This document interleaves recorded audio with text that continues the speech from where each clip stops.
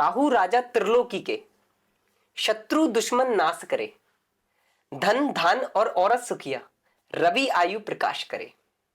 तो कुंडली के जरिए हम ये पता कर सकते हैं कि हम कौन सी डायरेक्शन में काम करें जिससे हमें सक्सेस जल्दी मिले। ऐसा फिफ्थ घर होता है, उससे हम देखते हैं अपना लव लाइफ, उसके लॉसेस होते रहेंगे, वो डाउनफॉल में जाते रहेगा या फिर उसका नाश होता रहेगा। कुल मिला के नवे हाउस का जुपिटर है, आप किसी भी सिचुएशन में फंस जाओ, एटलीस्ट आप कोर्ट कचहरी में भी फंस जाओगे ना तो आप निकल आओगे वहां से। तो स्वागत है आपका हमारे एक और नए पॉडकास्ट में। और आज हमारे साथ हैं युव नेत्र। नमस्ते। नमस्ते। एज कम है बट एस्ट्रोलॉजी का अच्छा ज्ञान है। मैंने इनकी प्रोफाइल देखी थी और उनके कस्टमर्स के रिव्यू देखे थे, क्लाइंट्स के रिव्यू, जो कस्टमर कह सकते हैं क्लाइंट कह सकते हैं, रिव्यू देखे थे। मतलब कुंडली में काफ़ी अच्छा ज्ञान है। तो मैंने कहा एक बार पॉडकास्ट के लिए बुलाते हैं, हम भी जानते हैं अपनी कुंडली, बता पाते हैं या नहीं क्योंकि कुंडली में तो ऐसा कुछ है भी नहीं है। बिल्कुल बिल्कुल। तो युव नेत्र जी, ये कुंडली में मतलब इंटरेस्ट कैसे आया आपका ये एस्ट्रोलॉजी वगैरह में? पहले मेरा मतलब ऐसा नहीं था कि कुंडली में मैं इतना ज़्यादा जाऊं या फिर कोई ऐसी चीज़ों को, मतलब मेरा शुरू से नहीं रहा था। लेकिन मेरा एक फ्रेंड है जो कि मेरे घर आया, है ना, और हम लोग ऐसी कन्वर्सेशन हो रही थी नॉर्मली। तो मैंने उससे कहा, तू इतना बंठन के क्यों रहता है 24 घंटे, तू इतना कहीं भी जाता है, इतना अच्छे तरीके से रहता है, वेल मेंटेन रहता है चीज़ों को और अपनी हर एक छोटी छोटी चीज़ों पर ध्यान रखता है। तो मैंने उससे पूछा, तो वो मुझसे बोलता है कि मेरा वीनस प्लेनेट काफ़ी स्ट्रांग है। तो मैंने उससे बोला, ये वीनस प्लेनेट क्या एक होता मिनट है? एक मिनट, मैं आपको आपकी बात काट रहा हूँ ओके। तो क्षमा मांगता हूँ उसके लिए। Okay okay. बट आपकी एज क्या है? मेरी एज, एज वैसे मेरी एज है 26। 26। काफ़ी ज़्यादा बड़े हो, मुझसे भी ज़्यादा बड़े हैं। लेकिन लगते शक्ल से मुझसे नहीं छोटे लगता हैं, हूँ। लगते मुझसे छोटे हैं। तो क्या कुंडली से हमें सब कुछ पता चल जाता है, अपना फ्यूचर पास्ट? हाँ, हमारी कुंडली एक चीज़ है कि हम उससे अपनी आगे बढ़ने की डायरेक्शन को पता कर सकते हैं। जैसे कि आपने देखा होगा, कई लोग होते हैं जो बहुत लंबे टाइम में सक्सेस होते हैं, 40 साल के बाद सक्सेस हो रहे हैं। बहुत सारे लोग हैं जो मेहनत कर रहे हैं लेकिन उनको रिजल्ट नहीं मिल रहे हैं, उस हिसाब का फल नहीं मिल रहा है, बहुत मेहनत कर रहे हैं, बहुत मेहनत कर रहे हैं। तो कुंडली के जरिए हम ये पता कर सकते हैं कि हम कौन सी डायरेक्शन में काम करें जिससे हमें सक्सेस जल्दी मिले। तो क्या कुंडली में हमारा फ्यूचर लिखा हुआ है कि हमें इस फील्ड में सक्सेस मिलेगी? हाँ, क्यों नहीं, कुंडली में बिल्कुल लिखा रहता है। आज हर कोई सक्सेस होता, अगर कुंडली में ये चीज़ पता होती तो हर कोई सक्सेस होता, कोई परेशान क्यों होता फिर? जी, ऐसे बहुत सारे लोग हैं जिनको नॉलेज नहीं है, कुंडली का ज़्यादा पता नहीं है चीज़ों को लेके, है ना। कुछ लोग हैं जिनको पता ही नहीं है एस्ट्रोलॉजी क्या है। बहुत सारी चीज़ें हैं। जब इंसान को पता चलता है कि एक कुंडली नाम की भी कोई चीज़ होती है तो वो अपनी चीज़ों में आगे जाता है और अपने फ्यूचर को देखता है कि मैं कैसा काम करूं जिसमें मैं आगे बढ़ सकूं और मुझे जल्दी सक्सेस मिल चुके। मतलब एस्ट्रोलॉजी में ऐसा क्या आता है कि किस चीज़ से अपनी कुंडली देखी जाती है और किस से हमारा फ्यूचर्स पता चलता है? ऐसे कौन से मेन पॉइंट्स होते हैं जिससे आपकी कुंडली के बारे में, क्योंकि एक टाइम पे कई सारे बच्चे जन्म होते हैं, तो जी हम ऐसे अपना फ्यूचर से कैसे डिसाइड कर सकते हैं कि हाँ ये बिल्कुल एक्यूरेट सही है जी अकॉर्डिंग टू कुंडली? जी। जैसे कि आपको मैं बताऊं, जैसे कि एक टाइम पर बहुत सारे बच्चे पैदा होते हैं। अब आप कहोगे तो फिर तो सबकी कुंडली सेम सेम होना होगी चाहिए। सबकी कुंडली, बिल्कुल। तो फिर तो सबकी कुंडली सेम है तो सबकी किस्मत भी सेम होना चाहिए, सबकी किस्मत सेम होना चाहिए, है बिल्कुल। ना। तो इस चीज के लिए एक होता है, कभी आपने देखा होगा कि जो हमारा एस्ट्रोलॉजी है वो एक चीज से नहीं बना, है ना। वो ऐसी बहुत सारी विद्याओं से बना है। जैसे कि पामिस्ट्री, जैसे कि हाथ की रेखाएं आप पाओगे किसी की भी सेम नहीं होती। सबकी अगर भी सेम। एक टाइम पे जो दो बच्चे भी जन्मे ना तो उनकी हाथ की रेखाएं सेम होंगी, है ना। क्योंकि जब तो वो एक ही टाइम पे जन्मे तो फिर हाथ की रेखा सेम क्यों नहीं है ना। तो एस्ट्रोलॉजी, पामिस्ट्री का, न्यूमरोलॉजी और ऐसी कई सारी चीजों से मिलकर एक एस्ट्रोलॉजी बना है। एस्ट्रोलॉजी में क्या क्या होता है? एस्ट्रोलॉजी में मैं आपको बताऊं कि जैसे मैं आपको बताऊं कि उसमें 12 घर होते हैं, 12 हाउसेस होते एक हैं। तो मेरा ही घर है ये। अरे ये घर तो मैंने है ना। तो ऐसी जो काफी, आपका घर काफी सुंदर है ना, और इस पे कृपा प्ले है। बटन लगा हुआ है। अरे तो कृपा चार है। चांद लग चुके हैं प्ले बटन की वजह से। तो ऐसी एस्ट्रोलॉजी में काफी खूबसूरत घर होते हैं, लेकिन वो घर 12 होते हैं, अच्छा। आपने देखा होगा, है ना। तो ऐसे 12 घर जो होते हैं, पहला घर जो होता है वो रिप्रेजेंट करता है हमारी पर्सनैलिटी को, हमारे कलर को, हम हमारे आत्मबल को, हमारी सोच को, कि हम किस तरीके से होंगे। अब सेकंड हाउस होता है हमारा मनी इनकम का, कि हमारा मनी कैसा रहेगा, मनी फ्लो कैसा रहेगा, है ना। ऐसे फिर आते हैं हम तीसरे घर पे। तो तीसरा घर जो हमारा होता है वो पराक्रम का होता है, मेहनत का होता है ना। और फिर आते हैं हम चौथे घर पे। तो चौथा घर माँ का होता है, ममता का, जिसको सबसे प्यारा घर बोलते हैं। ममता का घर तो सबसे प्यारा ही होता है, इस घर से तो काफी ज्यादा लगाव है मेरा, है ना। तो फिफ्थ घर, फिर आता है फिफ्थ घर। तो फिफ्थ घर में होता है, उससे हमारा लव देखा जाता है ना। ज्यादातर मेरे पे लव की कुंडलियां ही ज्यादा आती हैं। अच्छा, तो अभी मैं आपको अपनी कुंडली दिखाऊंगा तो आप मेरे को सब बता दोगे। हाँ हाँ बिल्कुल, है ना। तो फिफ्थ घर से हमारी और पढ़ाई। ऐसा भी है, हाँ हाँ अभी आप मेरे को बताओगे जी। और उससे कई ज़्यादा तो मेरी ऑडियंस को पता हुआ है मेरे बारे में, क्योंकि मैं अपना जो भी मेरी लाइफ में इंसिडेंट्स वगैरह होते हैं मैं इंस्टाग्राम पर शेयर करता हूँ। तो ओके आप वो देख के बता दो तो ऑडियंस बोलेगी हाँ तुक्का लगा दिया आपने। ऐसा ओके भी है। नहीं नहीं नहीं नहीं, ऐसा कुछ नहीं क्योंकि है। ऑलमोस्ट 85% हम्म। मेरी ऑडियंस को मेरे बारे में पता है कि मेरी लाइफ ओके। में अभी क्या चल रहा है। हाँ, अगर आप मुझे किसी थर्ड पर्सन की भी कुंडली दोगे, जैसे कि अपने नहीं, फादर बट की। जो 15% है वो हाँ 15% मुझे ही पता है। ओके तो मैं आपसे उसके बारे में डिस्कस करूंगा भी आप। हाँ हाँ बिल्कुल बिल्कुल। तो ऐसा फिफ्थ घर होता है, उससे हम देखते हैं अपना लव लाइफ, अपने बच्चे जो होने वाले फ्यूचर्स में जो बेबी होते हैं उनको, और हमारी पढ़ाई को, है ना। सिक्स घर जो होता है उसे एस्ट्रोलॉजी में ज़्यादा अच्छा नहीं माना गया। तो वो घर होता है हमारे लॉसेस का, कर्जे का, है ना, और छोटी मोटी दुर्घटनाओं का, है ना। फिर आता है सातवां घर। सातवां घर जो हमारा होता है वो हमारे जीवन साथी का होता है, हमारी रोज डेली इनकम का होता है ना। फिर आते हैं आठवां घर। और आठवां घर भी मतलब अच्छा नहीं माना गया चीजों को लेके आज के युग में, क्योंकि कुंडली जो होती है वो समय काल परिस्थिति पर काम करती है। अब समय चेंज होता है तो कुंडली भी चेंज होगी, आगे नई जनरेशन भी स्मार्ट होगी। तो इन हाउसेस को भी अब अच्छा मानने लगे हैं, एक तरीके से देखो तो अच्छा। आप अच्छे भी हैं ये भाव, है तो ना। फिर आता है नवा घर। तो जो नवा घर हमारा होता है वो हमारा होता है भाग्य का। वो हमारा नवा घर होता है भाग्य का। उससे हम देखते हैं हमारी भाग, हम इतनी मेहनत कर रहे हैं तो हमारा भाग्य कब चमकेगा। बहुत सारे लोग हैं भागे जा रहे हैं दौड़ में, लेकिन सक्सेस नहीं हो पा रहे हैं। कुछ लोग हैं जो छोटी सी उम्र में सक्सेस हो जाते हैं। बट ऐसा भी तो है कि हार्ड वर्क आपकी किस्मत, मतलब जो आपकी किस्मत में होता है उसको भी पछाड़ सकता है। हाँ हार्ड बिल्कुल, वर्क। ये बहुत प्यारी चीज कही है आपने, और आपका सवाल भी काफी अच्छा था। अब जैसे कि आपने देखा होगा, थर्ड हाउस और नाइन्थ हाउस दोनों अपोजिट है। अच्छा, हाँ, इनका एंगल क्या रहता है? एंगल आप देखोगे, जैसे यहाँ पर जो एंगल है थर्ड हाउस का, उसके बिल्कुल अपोजिट डायरेक्शन में इसका नाइन्थ हाउस होगा आपका। अब आप कहोगे कि इससे नाइन्थ और थर्ड का क्या कॉम्बिनेशन। तो मैंने आपको थोड़ी देर पहले बताया कि थर्ड हाउस जो होता है वो हमारी मेहनत का, पराक्रम का होता है ना। तो उसके विपरीत जब हम चीजों को करते हैं, मेहनत पराक्रम करेंगे, तो उससे हमारा भाग्य चेंज होगा, इसलिए वो अपोजिट रखा गया ताकि बैलेंस बना रहे चीजों में। उसके बाद आता है हमारा 10वां घर। 10वां घर हमारी नौकरी, व्यवसाय, हमारा बिजनेस अपॉर्चुनिटी को दर्शाता है ना। ऐसे ही 11वां घर आता है। 11वां घर हमारे लाभ्स को, जो हमें एकदम प्रॉफिट्स होते हैं, एकदम कोई बड़ी चीज हमें मिल गई तो हमारे लाभ 11वें घर से होता है। और फिर आता है आखिरी घर, जो कि होता है 12वां घर। 12वां घर हमारा दर्शाता है कि जैसे कि कोई चीज है, जैसे कि विदेश यात्रा। विदेश यात्रा कोई लोग जाते हैं, विदेश यात्रा का हो गया। और बहुत सारी चीजें हैं ऐसे, बहुत सारे मतलब घर हैं जिनकी बहुत वर्णन करूंगा तो पॉडकास्ट में शायद 2 दिन लग जाएंगे। तो नहीं नहीं, मैं हमें शॉर्ट इतना टर्म में आपको शॉर्ट मैंने टर्म में। काफी बताया अच्छा, चीजों को मेरे को ये लेके। बताओ, एक व्यक्ति की कुंडली में कितने घर होते हैं? एक व्यक्ति की कुंडली में 12 घर होते हैं। सबके में 12 रहते हैं? हाँ सिंपल, आपकी कुंडली में भी 12 घर होंगे, मेरी कुंडली में भी 12 घर होंगे, और जो और ऑडियंस है हमारी उनकी कुंडली में भी 12 ही घर होंगे। और ग्रहों को क्या रहता है? ग्रह भी होते हैं उसमें? हाँ प्लैनेट्स। प्लैनेट्स? प्लैनेट्स हमारी लाइफ में काफी ज्यादा रूल करते हैं। कैसे?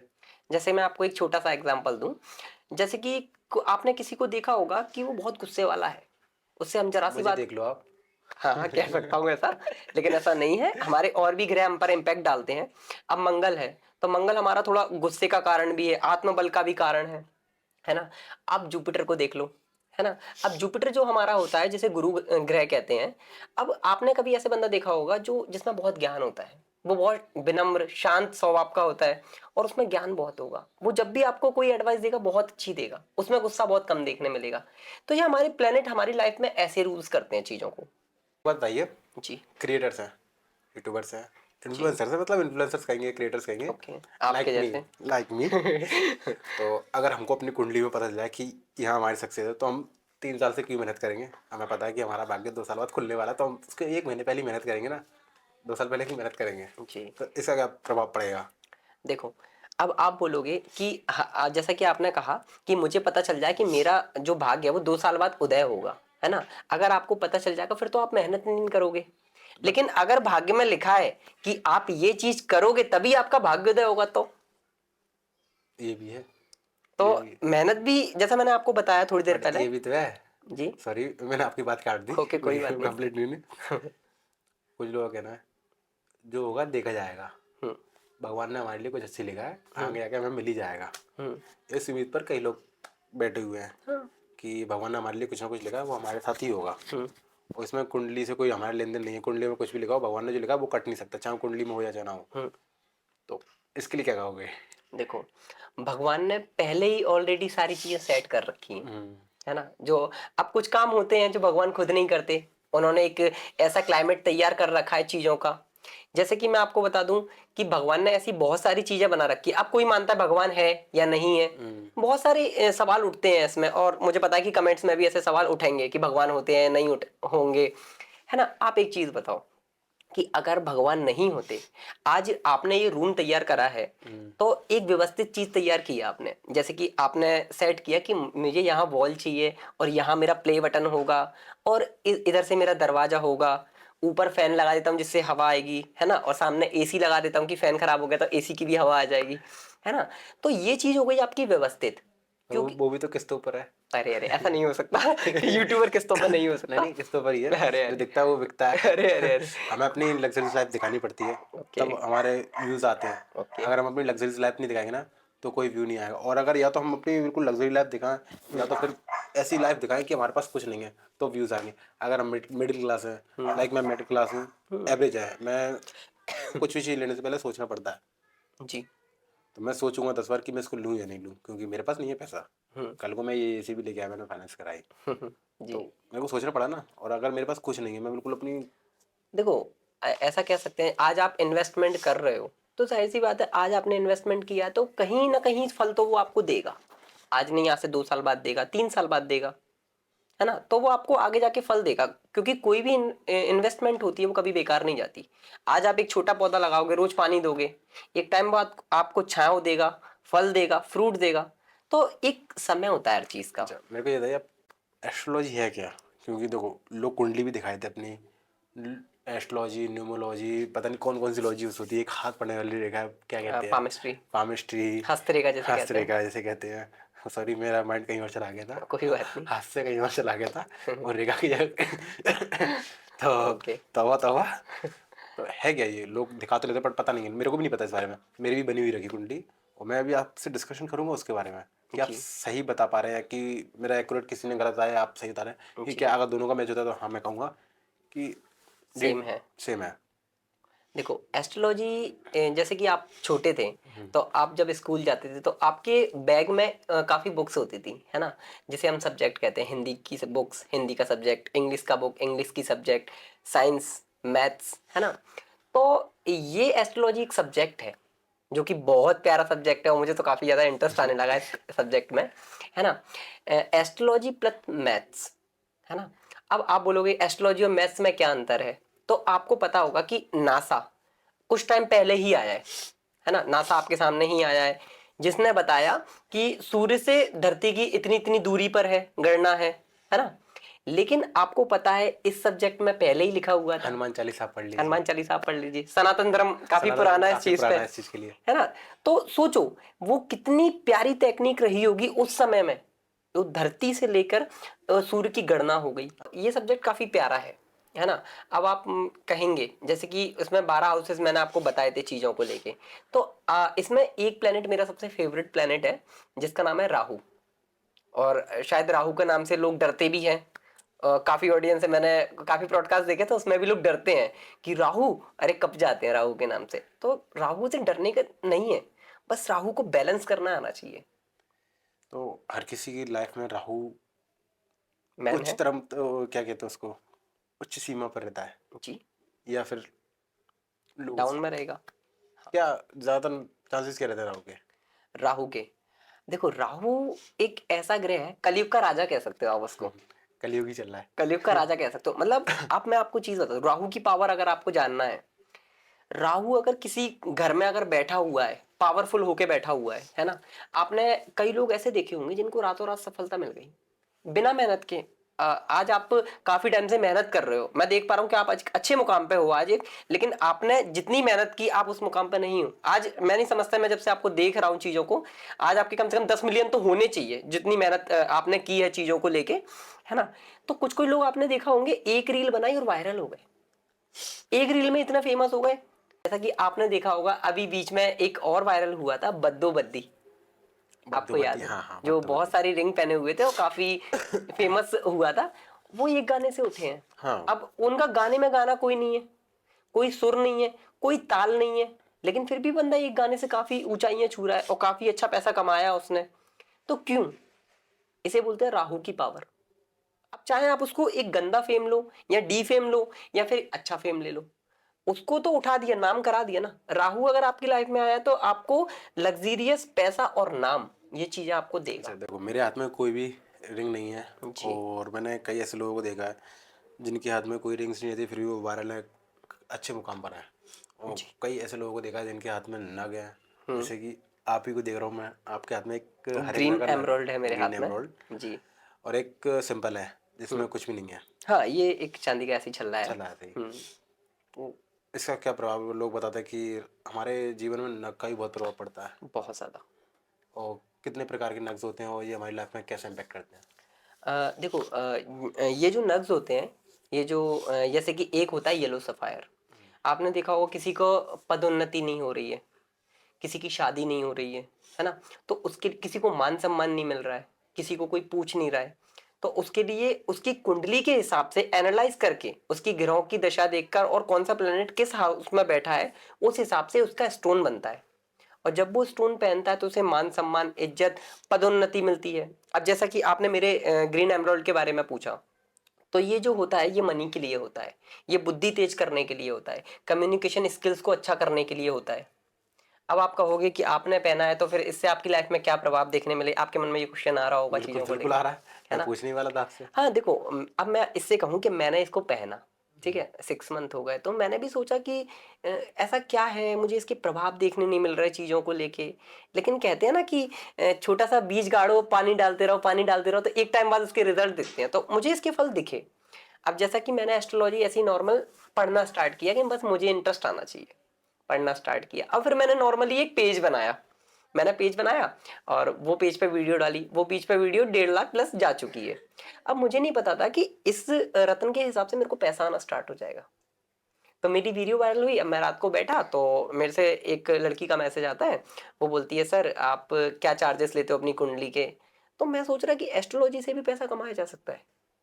मैं बिल्कुल। शॉक्ड, क्योंकि मैं कभी इस पर्पज से नहीं किया एस्ट्रोलॉजी को। मैंने, मेरा ये था कि मुझे समझ आना चाहिए, एक आत्मज्ञान होना चाहिए, और कभी किसी की लाइफ ऐसी रही तो मैं उसको बता सकूं। तो उसने, तो मैंने कहा कि हाँ, मैंने पहले नॉर्मली इसको, मैंने पैसों को नहीं लेके नहीं नहीं कहा। नहीं, लालच तो आया था आपके मन में। देखो लालच नहीं, एक एक कोई भी चीज होती है, अगर हम किसी को ज्ञान दे रहे हैं ना, तो वो उसको हमें दक्षिणा देना चाहिए, ये गुरु परंपरा का हो रहता है। और हमारी एस्ट्रोलॉजी में भी जो 8th हाउस होता है, वो ये बताता है कि जब भी आप किसी की कुंडली बताओ तो उससे एक मिनिमम राशि लो, जिसे हम दक्षिणा बोलते हैं। मतलब कभी भी ज्ञान फ्री में नहीं देना चाहिए आप, नहीं तो वो आपके ज्ञान की कदर नहीं करेगा। ठीक तो है, एक मतलब गुरु परंपरा के हिसाब से मेरे मन में ऐसा कोई पैसों को लेके इशू नहीं था। काफी लोगों की कुंडलियां मैंने फ्री देखी हैं, बहुत सारे मेरे फॉलोवर्स हैं, मैंने उनकी कुंडलियां फ्री देखी हैं। लेकिन मुझे समझ नहीं आया कि एस्ट्रोलॉजी से भी पैसा आता है। तो मैंने रात में ऐसे चैट की, तो वो बोलती सर आप अपना बारकोड भेजो। तो मैंने कहा ठीक है मैं बारकोड भेज देता हूँ। तो कहती है सर क्या कहते हैं आपकी फीस कितनी है। तो मैंने कहा मेरी कोई फीस नहीं है, आपको जो देना है वो दे दो। अब मुझे नहीं पता कि वो जो लड़की थी वो गुजरात की थी। अब मुझे नहीं पता, उसने मेरी उसमें 501 रुपये डाल दिए। मैं शॉक्ड हो गया कुछ पल के लिए। मैंने कहा यार, एस्ट्रोलॉजी का 500 इसने मेरे को डाल दिया। तो फिर मन में ये लगा कि नहीं यार, इसने पैसा डाला है ना, तो मेरे को आगे बताना ही पड़ेगा। फिर मैंने उसको काफी अच्छी चीजें बताई, वो खुश है, और उसने मेरे को रेटिंग भी दिया, 98% का रेटिंग दिया। दो आप परसेंट मेरे कहाँ फीड्स, हाँ, गया? 2% कहाँ गया? 2% तो देखो धीरे धीरे एक्सपीरियंस के साथ आएगा, जब मैं आगे और मेहनत करूंगा चीजों को लेके, तो धीरे धीरे और चीजें होंगी। तो 2% भी लेकिन मैं कमा लूंगा। ऐसी मेरे कुछ फीड्स हैं जिनने मेरे को 100 दिया है ना। तो ऐसा ही रहा मेरे साथ। तो मुझे समझ आया कि मैंने जो रत्न पहना था उसने मेरी माइंड को कुछ ऐसा डाइवर्ट किया जिससे मैं ऐसी चीज सीखूं जिससे मेरा आगे पैसा बन सके, है ना। तो अभी इसके साथ साथ आप और क्या कर रहे हैं एस्ट्रोलॉजी के साथ साथ? एस्ट्रोलॉजी के साथ साथ अभी मेरी पामिस्ट्री चल रही है, और अभी मैं ग्वालियर में सबसे जल्द टैरोट रीडिंग भी लेके आने वाला हूँ। जी, क्या होता है टैरो रीडिंग? टैरोट रीडिंग होता है, आपने ग्वालियर में नहीं सुना होगा इसके बारे में, ये मैंने ग्वालियर में क्या, मैंने अपनी लाइफ में नहीं सुना। टैरोट रीडिंग के बारे में। ओके, मैं आपको बताता हूँ। टैरोट रीडिंग एक बहुत पुरानी विद्या है ना, जिसमें आपका फ्यूचर और आपकी करंट फीलिंग बताई जा सकती है, जिसमें 52 कार्ड्स होते हैं, है ना। 78 कार्ड होते हैं, सॉरी, 78 कार्ड होते हैं। और वो कार्ड, जैसे आप मेरे से कोई भी क्वेश्चन पूछोगे और मैं जो कार्ड निकालूंगा और वो कार्ड में जब मैं पढ़ूंगा तो आपका फ्यूचर वही होगा। ऐसा अभी भी कुछ मेरा, होता है? हाँ बहुत है। आप सर्च कीजिए टैरोट रीडिंग के बारे में। टैरोट रीडिंग आपकी करंट फीलिंग बता सकता है। आपकी लाइफ में अगर ब्रेकअप भी हुआ होगा ना, तो वो आपको बता देगा कि आपकी अभी कंडीशन ये है, आप अभी डिप्रेशन में हो। तो कुंडली वगैरह में ऐसा कुछ नहीं होता है? नहीं, करंट फीलिंग? कुंडली में भी होता है, हमारे गोचर्स पे डिपेंड करता है, बहुत सारी चीजें हैं। मैंने आपको बताया जो सेजिटेरियस होती है, मतलब काफी पावरफुल राशि है। इस राशि में एक अग्नि तत्व राशि है। ये जो राशि है, इसको पता है गुस्सा भी बहुत जल्दी आएगा और बहुत जल्दी ठंडा हो जाएगा। मेरे को वृक्ष राशि के बारे में बताओ। वृश्चिक राशि, देखो वृश्चिक राशि वाले थोड़े ऐसे होते हैं ना कि पहले तो ये किसी से ज्यादा बोलेंगे नहीं, लेकिन अगर इन्हें किसी ने छेड़ दिया तो ये छोड़ेंगे नहीं, ये पक्की बात है वृश्चिक राशि का। पहले किसी से नहीं बोलेंगे, अपना शांत स्वभाव में रहेंगे और अपने काम से मतलब रखेंगे, और हमेशा उनके मन में ये चाह रहेगी कि नहीं, मुझे कैसे भी करके आगे बढ़ना है। अपने एफर्ट्स लगाएंगे, अपनी हिडन प्लानिंग्स बनाएंगे कि नहीं, इसके बाद मैं ऐसे करूंगा, इसके बाद मैं आगे जाऊंगा। ये वृश्चिक राशि का है। मेरे को एक बात बताओ, जी जैसे कि आपने राहु को बताया कि बहुत पावरफुल है, जी। और अगर ये पावरफुल है तो थर्ड हाउस पे क्या करता है? थर्ड हाउस इसको में, वैसे फर्स्ट पे जब जो पावरफुल रहता है वो हमेशा टॉप पे रहता है, जी। तो इसको फर्स्ट पे रहना चाहिए क्योंकि first is the top number of all over the houses, then उसको फर्स्ट पर रहना चाहिए, बट वो फिर भी थर्ड पर है, ऐसा क्यों? देखो, इसमें ऐसा होता है ना कि बहुत सारी चीजें होती हैं। ऐसा नहीं है कि राहु, अब मेरे को पता है आपको मर्सिडीज पसंद है, ठीक है, तो और मुझे बेंटली पसंद है, तो एक पसंद पसंद का होता है। तो मेरा जो फेवरेट प्लेनेट है वो राहु है, अब आपका कोई और प्लेनेट होगा। तो मेरे को तो ये नहीं पता मेरी कुंडली में है कौन सा राहु। अच्छा, आप मेरे को कुंडली दिखाओ तो मैं आपको बताऊंगा कि कौन सा राहु है। अब जैसे कि आपने पॉडकास्ट के बाद आपको बताऊंगा। बिल्कुल बिल्कुल। अभी सबको पता चल जाएगा। बिल्कुल बिल्कुल। अब देखो, जैसे कि आपने पूछा कि थर्ड हाउस क्या होता है और थर्ड हाउस में अगर राहु हो तो क्या होता है, अच्छा। आपने कहा। अब थर्ड जो हाउस होता है वो हमारी मेहनत, पराक्रम, एम्बिसी से का होता है ना। अब राहु जहां बैठेगा उसका दिमाग वहीं रखा रहेगा। अगर मैं उसमें है तो वो एमबीसीएस में लगा रहेगा, नहीं मुझे आगे बढ़ना है, मुझे कुछ भी ऐसा करना है ना। तो हमारी जो लाल किताब है उसमें एक काफी प्यारा श्लोक है राहु को लेके। त्रिलोकी, त्रिलोकी होता है, कॉर्नर हाउस को त्रिलोकी कहते हैं। जैसे कि, हाँ त्रिलोकी, ट्रायंगुलर। ट्राइंगल है तो त्रिलोकी तीसरा भाव हो गया, छठवां भाव हो गया, 11th हाउस हो गया, है ना। तो त्रिलोकी त्रिकोण हाउसेज हो गए। अब एक बहुत प्यारा श्लोक है, मैं आपको बताता हूँ। राहु राजा त्रिलोकी के, शत्रु दुश्मन नाश करे, धन धान और औरत सुखिया, रवि आयु प्रकाश करे। सुनने में काफी अच्छा लगा होगा कि मजा आया होगा। मतलब तो समझा इसका, हाँ मेरा बचपन से मेरी संस्कृत बहुत कमजोर रही है। Okay okay. देखो मैं इसका मतलब समझाता हूँ कि जो राहु जो राज करेगा ना, वो त्रि हाउस में राज करेगा। अगर जिस व्यक्ति का राहु तीसरे घर में, 11वें घर में और छठवें घर में है ना, तो ये सबसे बली पोजीशन है। अगर जिसका राहु तीसरे घर में है तो उसके हाथ में कहीं ना कहीं तिल का निशान होगा, यहां से लेके यहां तक। 1 2 and 3 and this is a 4 1। हाँ, जैसे कि एक एक निशान होगा, ऐसा करके देखो। हाँ, this is like this this आपके तो बहुत सारे हैं, कि थर्ड हाउस आपके ज्यादा है क्या? नहीं, मतलब ऐसा नहीं है। ऐसा हाँ आपने तिल का कहा तो मेरे को हाँ। आप तिल का रीजन और दीजिए। फिर भी बहुत सारी चीजें होती हैं। थर्ड हाउस जो होगा ना, वो अपनी बहन की मैरिड लाइफ खुश नहीं रहेगी उसकी, एक ये भी फैक्ट है इसका। अगर थर्ड हाउस में राहु होगा तो आपके पड़ोस में या घर में या खानदान में कोई एक विधवा औरत होगी, ये राहु का है। मौसी की मैरिड लाइफ डिस्टर्ब हो सकती है, या मौसी विधवा हो, इस टाइप के भी सिम्टम्स देखने मिलते हैं राहु में। तो जैसा कि आपने पूछा राहु तीसरे घर में होता है तो क्या होता है ना। तो राहु का, जैसा कि मैंने आपको थोड़ी देर पहले एक श्लोक बताया जो कि लाल किताब 1952 में है ना, कि उसका श्लोक है, राहु राजा त्रिलोकी के, शत्रु दुश्मन नाश करे, धन धान और औरत सुखिया, रवि आयु प्रकाश करे। है ना। तो इसका मतलब है जिस व्यक्ति का त्रिलोक हाउस में अगर राहु अच्छी पोजीशन पे बैठा हुआ है, बली होके बैठा हुआ है, 15 डिग्री 17 डिग्री पे बैठा हुआ है, तो उस व्यक्ति का दुश्मन टिक नहीं पाएगा। या तो उसके लॉसेस होते रहेंगे, वो डाउनफॉल में जाते रहेगा, या फिर उसका नाश होता रहेगा। कुल मिला के उसका नाश होता रहेगा। ठीक है। तो राहु राजा त्रिलोकी के शत्रु दुश्मन नाश करे, तो शत्रुओं को तो राहु संभाल लेगा अकेला। अब उसके बाद आता है धन धान और औरत सुखिया। राहु एक वक्त के बाद, जब राहु का भाग्योदय होता है चीजों को लेके, तो एक वक्त बाद ये इतना पैसा देता है राहु तीसरे घर का कि इंसान सोच नहीं सकता। उसका धन धान और औरत सुखिया, और उसकी वाइफ हमेशा सुखी रहेगी पैसों के मामले में। और रवि आयु प्रकाश करे, तो त्रिलोक हाउस में राहु कहीं भी होगा, तो रवि, यहां से रवि का मतलब है सूर्य, सूर्य प्लेनेट, तो वो तुम्हारी आयु को बढ़ाएगा। तो जिस व्यक्ति का राहु छठवें 11वें और तीसरे घर में होता है, वो व्यक्ति 60 से प्लस 70 भी जिएगा, 80 भी जिएगा, 90 भी जी सकता है, तो उसकी आयु लंबी रहेगी। अच्छा, जैसा आपने कहा कि वो व्यक्ति लंबा जिएगा, हाँ। आज से हम अपने अगर पुरखों पे जाते हैं, हम्म वो लंबे जीते थे, हर कोई लंबा जीता था, हम्म और आज की डेट में कोई 50-60 से ज़्यादा नहीं जी रहा, हम्म एक आधी है जो जी रहा है। हम्म तो क्या अब वो राहु काम नहीं कर रहा उनका क्या? राहु भी तीसरे घर में, अब सवाल ये आ रहा हाँ, होगा, है ना। देखो, ऐसा नहीं होता। कुंडली, जैसा कि मैंने आपको बताया कि समय परिस्थिति काल पे चलती है, समय परिस्थिति काल पे। अब जो 3 हाउस जो मैंने बताया आपको, 6, 8 और 12 हाउस, तो ये हाउस पहले कुंडली में बेकार माने जाते थे। अब आप कहोगे बेकार क्यों माने जाते थे? क्योंकि विदेश यात्रा, तो पहले गाड़ियां नहीं होती थी, फोन की सुविधा नहीं होती थी, है ना। तो जैसे कि अब राहु 12वें में बैठा है, 8th में बैठा है या 12वें में बैठा है, या किसी से अच्छे ग्रह से संबंध बना रहा है, तो वो उसका फॉरेन कंट्री का टूर लगवाएगा, फॉरेन कंट्री देगा उसको। लेकिन पहले जमाने में फोन नहीं होते थे, तो इंसान डरता था कि अगर ये जा रहा है तो हम वापस आया या नहीं आया, तो उसको बेकार हाउस मानते थे। लेकिन आज के टाइम पे आप अच्छे मान सकते हो, आज आप भी होगे तो फॉरेन कंट्री में जाना चाहोगे। बिल्कुल। बिल्कुल आपका ड्रीम रहा होगा कि मैं भी जाऊं, हर कोई घूमना चाहता है। है ना। तो राहु 3 का, 6 का, 11 का और 12 का आपको फॉरेन कंट्री, अभी नेपाल होके आया, अयोध्या होके आया। और कौन सा घर है जो लोगों को विनाश तक के लिए ले जाता है? विनाश तक के लिए देखो, विनाश एक के लिए ले जाता है या विनाश कर देता है? राहु। अभी आपने कहा पावरफुल है वो आपको। लेकिन अगर वो अच्छे घर में बैठा है तो बहुत पावरफुल है। हम्म, अगर वो बुरे घर में बैठा है और किसी दूसरे ग्रह से ग्रस्त हो रहा है, तो आपको शनि लत में पाड़ देगा। आपने देखा होगा, बहुत सारे लोग होते हैं नशे अच्छा, करने में एक लग मिनट एक जाते हैं। मिनट, मैं आपकी बात काट रहा हूँ। जी 12 घर होते हैं, ठीक है, जी। और 9 प्लैनेट्स होते हैं, हाँ, बट डेज 7 होते हैं। डेज 7 होते हैं। सोम मंगल बुध गुरु, मंडे हाँ ट्यूसडे जो इंग्लिश में, जी।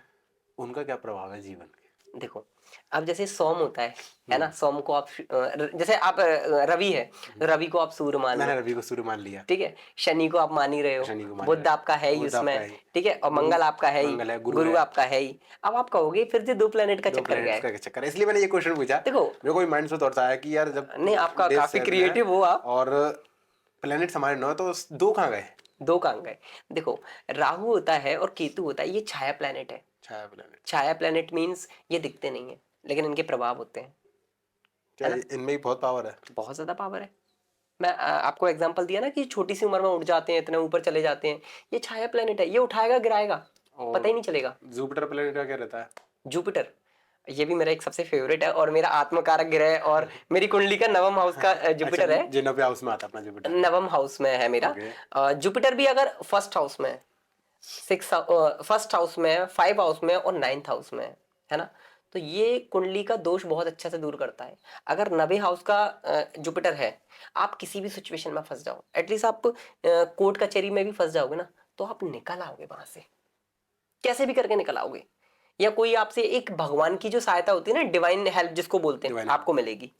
अगर जुपिटर आपका पहले घर में है, और फिर कितनी भी आपकी कुंडली बेकार हो, 1.25 लाख दोषों को दूर कर देती है वो। 1.25 लाख 200। 1.25 लाख दोष। बट ये आपने कहा कि 1.25 लाख 200 को दूर कर देती है, हाँ।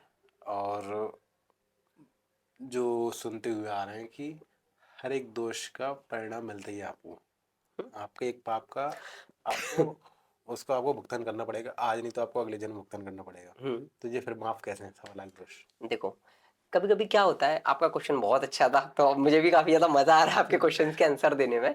अब मैं आपको एक चीज बताता हूँ कि हमारा एक गुरु होता है। आपने देखा होगा कि गुरु शिष्य परंपरा बहुत पुराने टाइम से चली आ रही है ना? तो बहुत सारे लोग होते थे अपनी गुरु की आज्ञा से चलते थे, और जो गुरु की आज्ञा से चला है वो कभी गलत नहीं गया। आप मेरे को बता दो। आपका गुरु कौन है?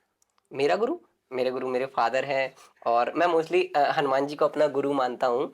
और एक गुरु मेरे और हैं जो जिनसे मैंने एस्ट्रोलॉजी का काफ़ी ज़्यादा ज्ञान लिया, उन्हें बहुत एक्सपीरियंस है। उन्हें यहाँ तक कि इतना एक्सपीरियंस है कि अगर आपके घर में पैसे खो जाएंगे ना, तो वो बता देंगे कि इस डेट पर मिल जाएगा या नहीं मिलेगा, और किस दिशा में खो जाए।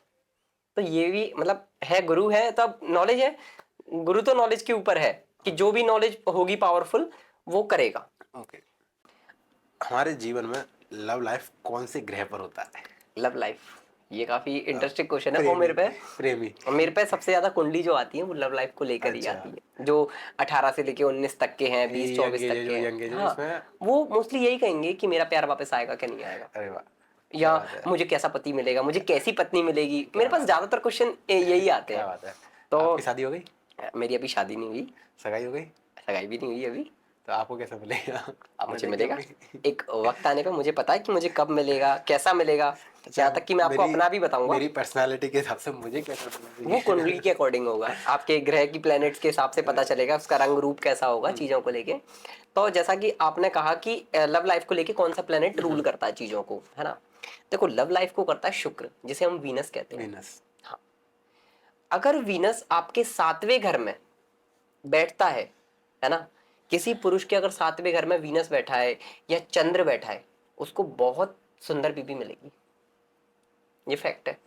लेकिन मोस्टली आपको समझने वाली, अगर आपके 7वें घर में चंद्र बैठा है ना, तो बीवी आपकी सुंदर होगी, आपको समझने वाली होगी, और आपके कदम से कदम मिलाने वाली होगी। ये चंद्र का है। ओके। अगर यही आप बोलो कि सूर्य बैठ जाए, अगर सूर्य बैठ गया तो आपने देखा होगा कि कहीं कहीं जगह है ना पत्नियों की चलती है। तुम ऐसा नहीं करोगे, वो पति चुपचाप बैठे रहते हैं कि हाँ भाई तू कर ले जो तेरे को करना है, क्योंकि सूर्य आ गया, लीडरशिप क्वालिटी आ गई। अगर पत्नी के है ना तो लीडरशिप क्वालिटी कर देगा। वो अपने पति से ये बोलेगी तुम चुप बैठो मैं करूंगी, अच्छा। तुम चुप बैठो, और वो कहेगा हाँ ठीक है। वो ये बंदा ये बोलेगा क्योंकि लीडरशिप क्वालिटी आ गई, एक बेस आ गया चीजों को लेके। राशि अपनी 12 होती है राशि, हाँ जो अपने घर के हिसाब से चलते। वृक्ष, मीन और कन्या राशि 12 है। तो सबसे ज्यादा राशि कौन से भाग्य वालों की होती है? भाग्यवान होती है। हाँ। देखो, सभी राशि की अपनी एक क्वालिटी होती है। किसी भी राशि को हम कम नहीं कह सकते, और ना किसी भी राशि को बहुत ज्यादा पावरफुल कह सकते हैं। सभी राशि की अपनी है। मेष राशि है, अब मेष राशि सबसे पहली राशि होती है कालपुरुष कुंडली की, तो वो हार्डवर्क दर्शाएगी। आप उससे कितना भी हार्डवर्क करवा लो, वो बंदा थकेगा नहीं, मेष राशि वाला। अगर आप उससे कहोगे ना कि ये 1000 ईंट है ना, जाके तू वहां रख दे, वो रख देगा, थकेगा नहीं। लेकिन तो सभी कुंडलियों की अलग अलग वो रहती है, ऐसा नहीं है चीजों को लेके।